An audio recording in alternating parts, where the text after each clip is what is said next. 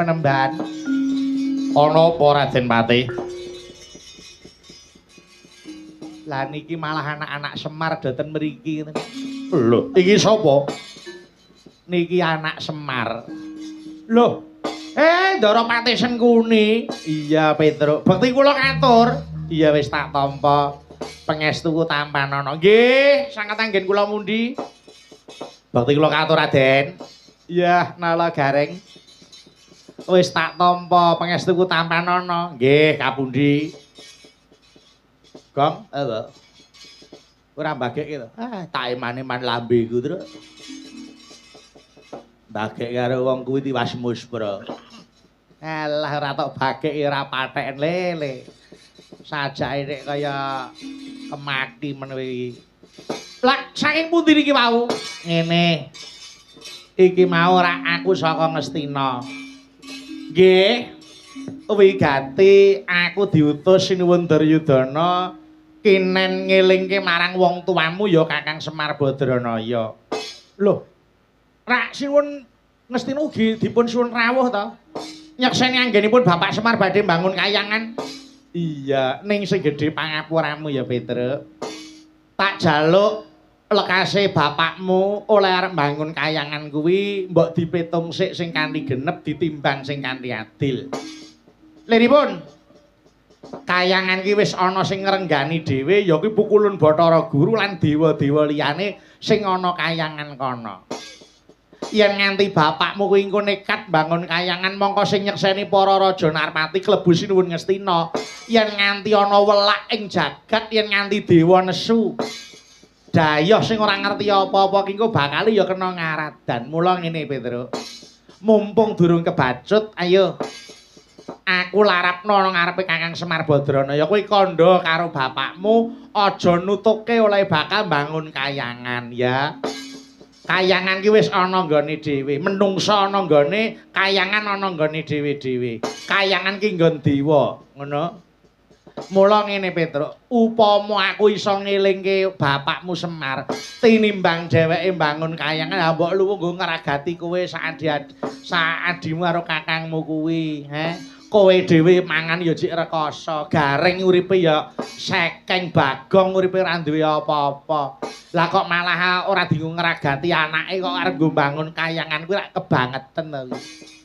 Mula tinimbang mengko Kakang Semar lan kowe utawa garing bagong kena welaking dewa aja dibacutke, ngono aja dibacutke. Mengke riyen Raden, ana apa? Kula niku namung diutus bapak, gitu. Perkawis bapak badhe bangun kayangan kula kinten, bapak mesti ya wis mitung. Kula ora wenang elek-elek kowe dadi anak aja mung meneng wae. Yen bapakmu kleru ya elingno, Semar kuwi kleru, tumindake kleru. Yen nganti eneng apa-apa kowe apa wani tanding karo dewa. Mula ngene. Sejatine aku ki ngerti Semar kok ada-ada bangun kayangan sing nunggangi sapa aku weruh. Semar bangun kayangan kuwi sing nunggangi Pandhawa ya apa ora?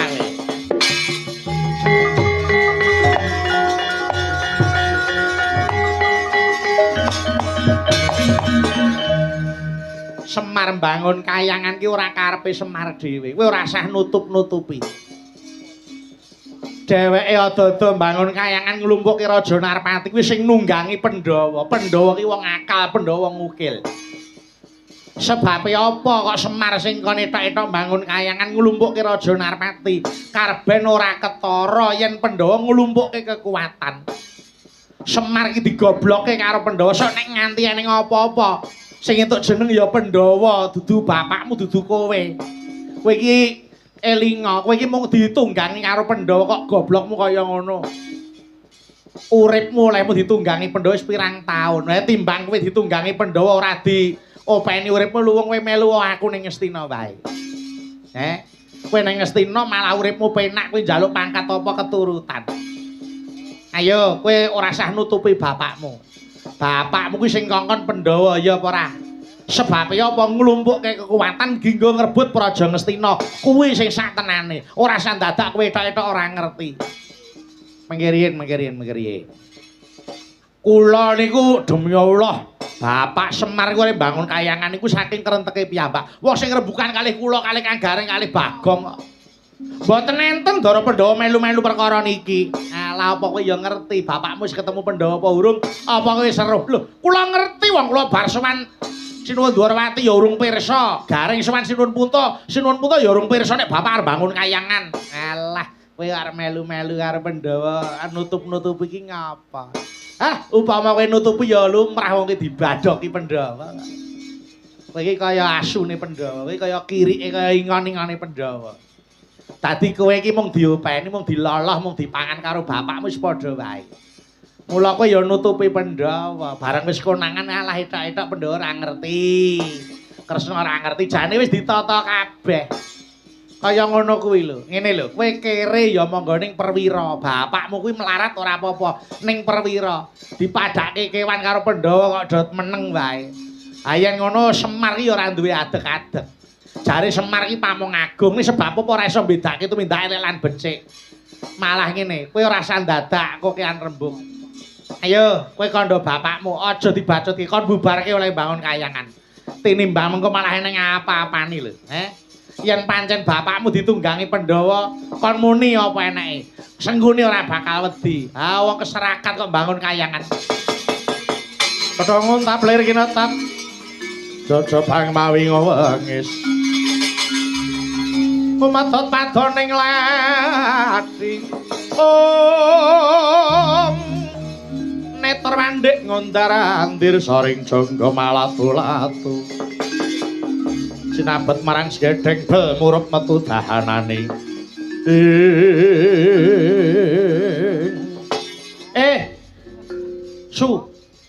Suman. Aku ki kowe arep ngelek-elek sapa-sapa sak karepe sak obahe cangkemmu kuwi. Kowe ndakwa Bapak Semar ditunggangi Sinuwun Puntadewa karo Pandhawa. Ora kok aku mbelani karo Sinuwun Puntadewa ki ora. Ning ora ana gegambaran yen Sinuwun Punta ki nunggangi Bapak Semar. Ya ta? Aku wis muni ngono kuwi lho. Kowe ora usah dadak golek kambing hitam. Kowe ora usah dadak nyalahke sapa-sapa. Ning bareng kowe ngonekke Bapak Semar ki keserakat melarat kok rasaku serik. Takoni Semar sanak iki melarat, ning mung melarat ing bondo, sing penting ora melarat iman kaya dapurmu kuwi.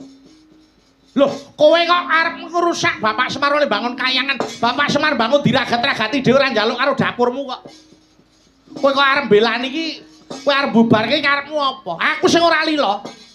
Aku sing dikongkon Bapak Semar, aku sing dadi anake. Bapak Semar duwe moga sing becik, aku nyengkuyung Bapak Semar. Lah kok lambemu nyerweteh kaya betek sewu. Nek kowe ora seneng ora usah teko ora apa-apa. Ora mbadhok dhuwitmu ya ora mudhar ini. Kowe teko ya ora nyumbang. Kowe teko paring mung entek-enteke panganane kok. Ora usah teko ora apa-apa. Ning aja ganggu karepe Bapak Semar. Bapak Semar iki mamrih becik. Sinuwun Duryudana diaturi rawuh mergo buktine Bapak Semar karo Sinuwun Astina. Lah kok lambemu malah lamis kaya ngene apa? Aku malah dadi kelingan jebul kowe iki menungsa sing ora iso digawe becik tenan. Kowe dibeciki karo Sinuwun Punta karo Ndara Pandhawa. Sinuwun Pandhu iki milih kowe dadi patih upama ora dipilih, ora sudi sing milih patih raimu kuwi. Lah kok saiki kowe arep golek perkara karo Sinuwun Puntadewa sing ora ngerti apa-apa. Lah kok tok katut-katut iki ngapa? Yen kowe ora seneng Bapak Semar bangun kaya ora usah teko ora apa-apa. Ning kowe aja ngrasani arep bubarke. Yen kowe arep bubarke iki ketuane Hansip Karang Kedempel aku sing ora rila. Ayo iki pemuda iki ketua Karang Tarunane Bagong iki ora lila nek kowe arep gawe sulaya ning Karang Kedempel. Ayo kowe arep muni apa? Mengko dhisik Petro. Kowe iki sapa? Aku Begawan Dewangkara. Aku ora kenal karo dapurmu. Kowe iki pendhita ngendi? Raden Semeneo. Wah, pancen ora cetha tenan. Petro, apa? Aku Begawan Dewangkara. Begawan Dewangkara. Kowe pendhita saka ngendi? Aku pendhita Kliyang Kabur Kanginan mendung kebaraten ngendi tibaku. Ya kuwi papan panggon aku. Alah, pendhita kelambrangane kok. Ayo ora usah diwedeni. Sapa sing arep bubarke bapak oleh bangun kayangan? Bunuh. Ora usah diwedeni. Petro aku melu ngelingke. Wong tuamu kuwi kleru. Sebab apa jagat iki ora tentrem jalan ana wong-wong sing meksa kekarepane kudu kelakon salah sijine wong tuamu kuwi. Semar kudune kon mikir kon ngelimbang dheweke iki apa? Dheweke kuwi mung derajate menungsa wae, ora sepira penguripane. Lah kok wano-wani ada-ada bangun kayangan. Sing bangun kayangan Semar, sing duwe ada-ada Semar. Ning nyatane bencana alam maneka warna. Kuwi sing kena ora mung Semar dhewe, klebu negara Ngastina. Ngastina kena bencana iki aja tok sambunge karo Bapak Semar. Kuwi merga saka polahe patih karo menungsa-menungsa sing ning Ngastina kuwi. Duryudana patih karo para nayaka-nayaka Ngastina kuwi sing padha mburu senenge dhewe. Mung mburu klimise lambe mblenduke wetenge dhewe tanpa mikir penguripane para wong cilik. Kuwi Duryudana CS kuwi.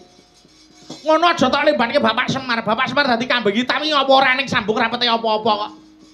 Ayo, kowe arep belani to? Oh, kowe iki dadi kongkonane wong Ngastina. Oh, alah mula jenenge pendhita buta buteng betangani yaya. Ketoke pendhita, ya ning raimu buta batinmu ya angkara murka. Yen kowe arep ngewangi Ngastina aku ora bakal mundur. Nyewa pendhita 10 aku ora bakal mundur. Wah, pancen kowe dielingke ora kena.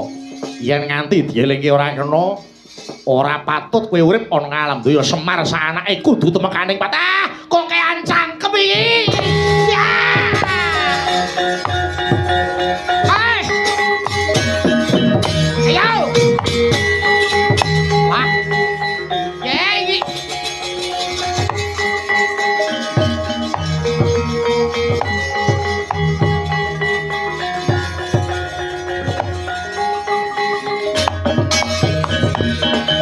Walah, Bagong. Petruk. Wah, piye iki? Wah, aku nek mlayu sikilku kaya ngene. Nek melu tandang kaya awakku, lah wis. Wah, kaya eneng-eneng wae ora mitung kae Kurawa mesti nggawa bola akeh kok. Kene kok mung wong 3. Truk, Gong, ayo mulih wae. Kandha karo Bapak Semare, mulih wae. Kok nek nganti ning apa malah dadi jare. Wah. Penemban garing. Nggih. Lho. Kayak putih iki, Wong. Lah kowe iki saka ngendi? Kula saking Ngamarta sowan sinuwun punta. Ajeng diaturi ten Karang Kedempel. Lah Paduka, aku saka Ndwarawati diutus sinuwun Kresna kondisi ilaku nyang Karang Kedempel rerewang bot repote wong tuamu layar bangun kayangan. Oh alah penemban. Lah kok malah durung mulih malah tekan kene nek bapakmu ngenteni piye? Anu niki anu penemban. Wah, kula nyuwun tulung penemban. Adik kula Petruk kalih Bagong nika malah gelut tendalan niku. Padu karo sapa?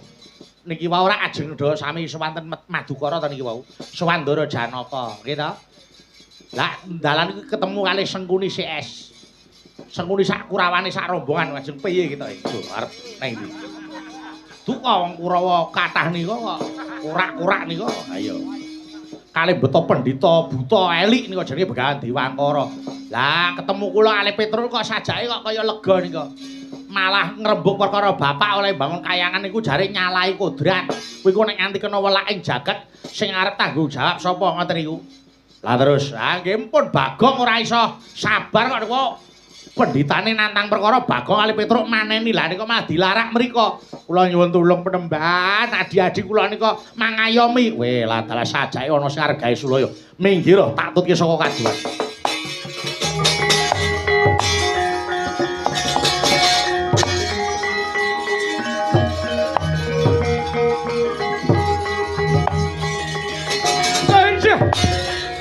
Kurawa Petruk Krayan. Hei. Amuk.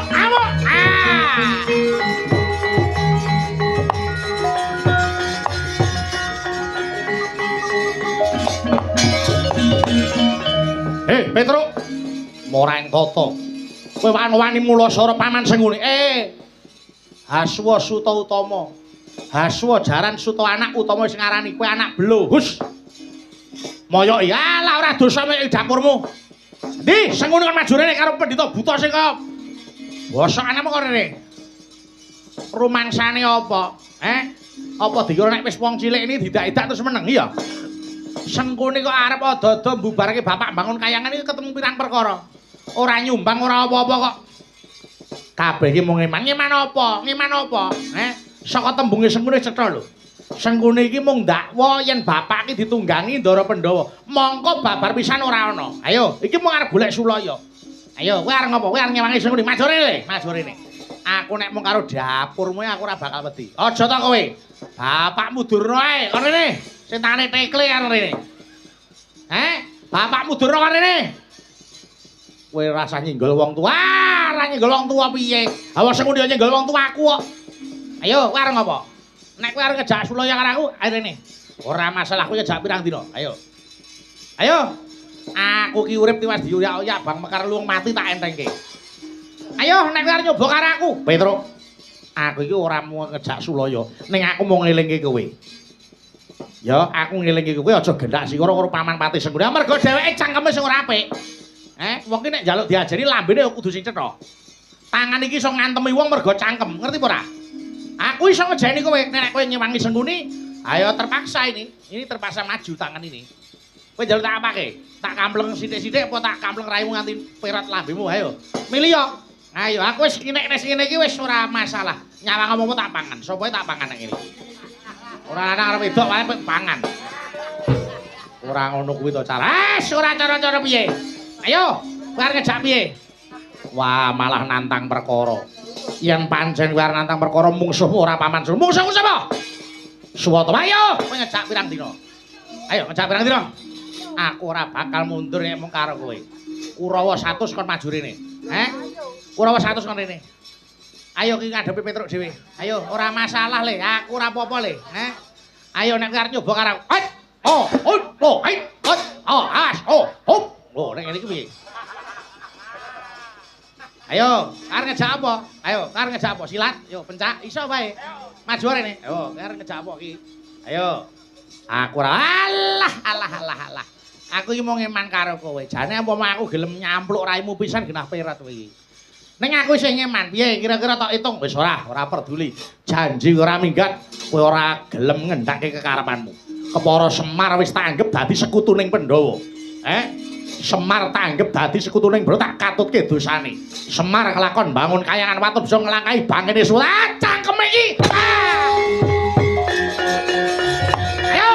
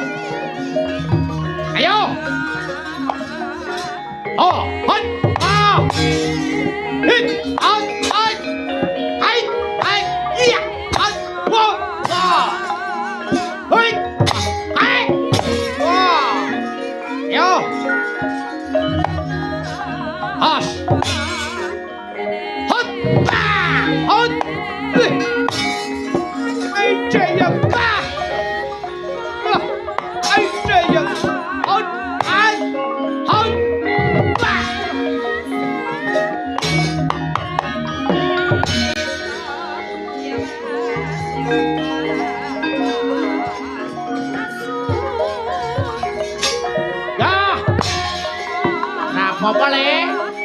Tenang. Kalah sih ora masalah. Awas. Siap. Yo. Yo. Hop, dia. Hoi, hoi. Wah. Hoi. Wah. Yo. Hoi, hoi. Wah. Ah, hi, hoi.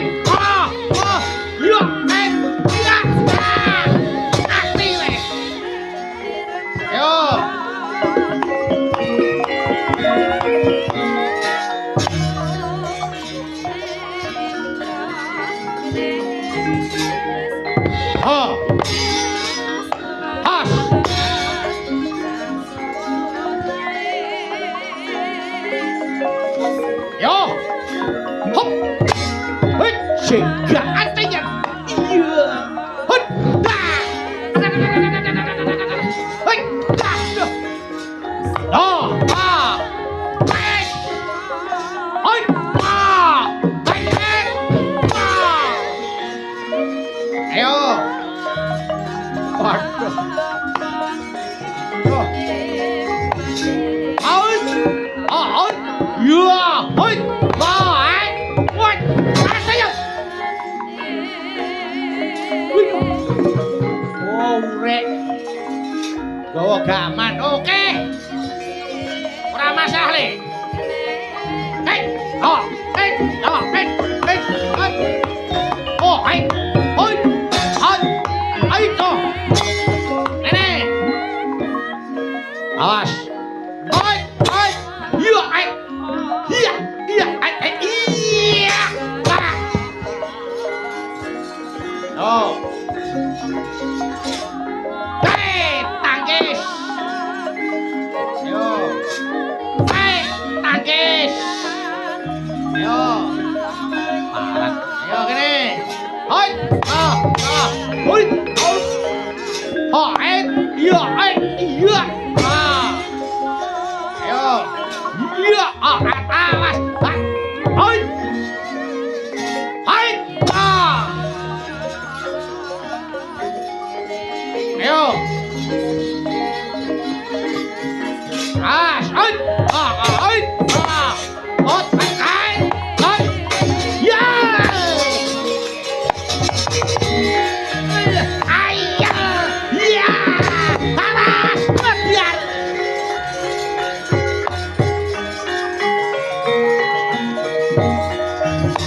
Hei.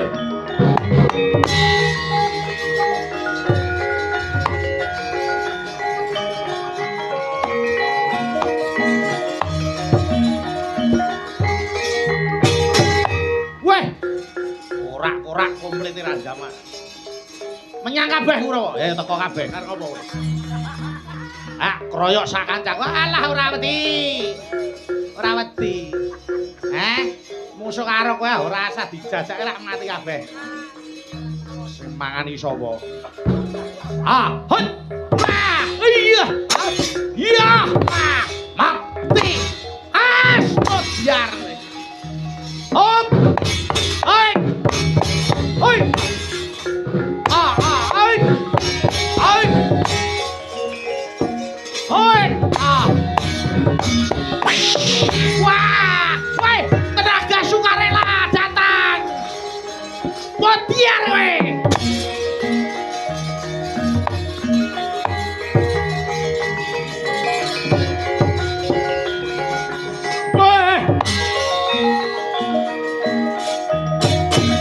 Loh, ano mani, ayo. Petruk kono dadi tanggung jawabku. Hop. Hoi, mati we. Hop. Mati we. Hos.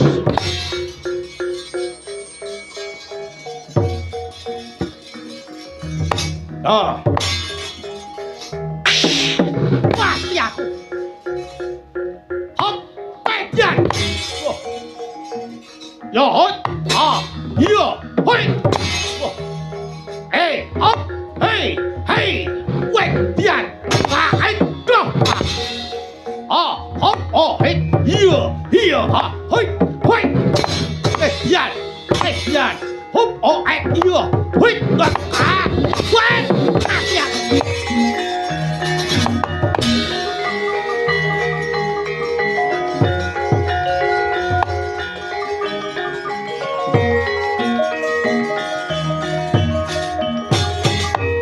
Parat mati weh. Hoi. Ayo. Hoi. Hop weh, dian. Yo, hit. Iya.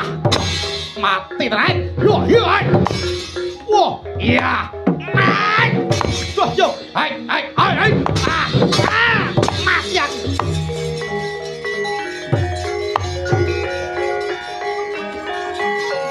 Arang keranjang tatung parat.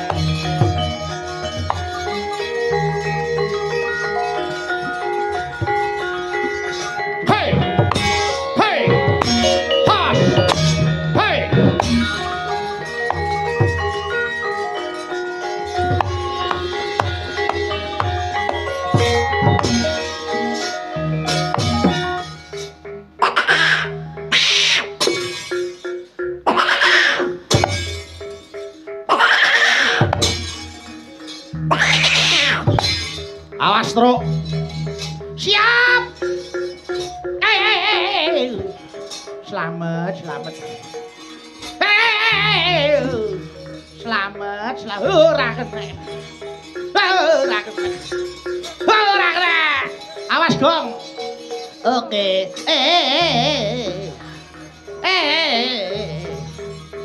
Lah. Apa iki? Ora kena. Ayo, ora kena. Ayo. Ora kena. Ora.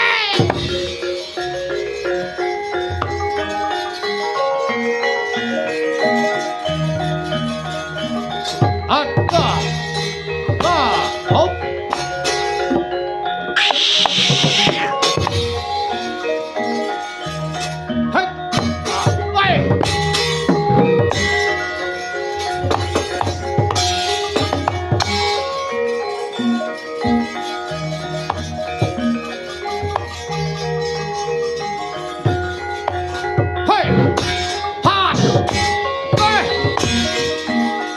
Pedot gulu mulai apa yang mati aku? Wah.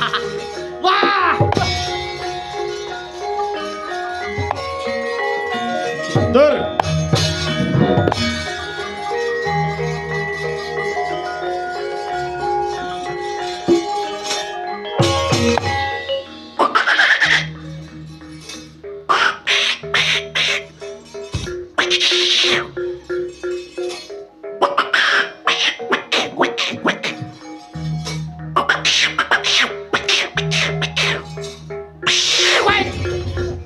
Jadi wong. Ayo. Gilan nih we. Yo. Hop. Hai. Wah, yo. Parah. Hop. Hai. Tuh. Yo, hop, hai, hit, hop. Oi, ya. Hoi. Wah. Yo, ha, hai. Yo, hai. Hey, ha, hai. Parah. Hop, hai. Cada. Oi, tuh. Yan. Hoi. Yo, hai. Hey, lo. Yo. Hey.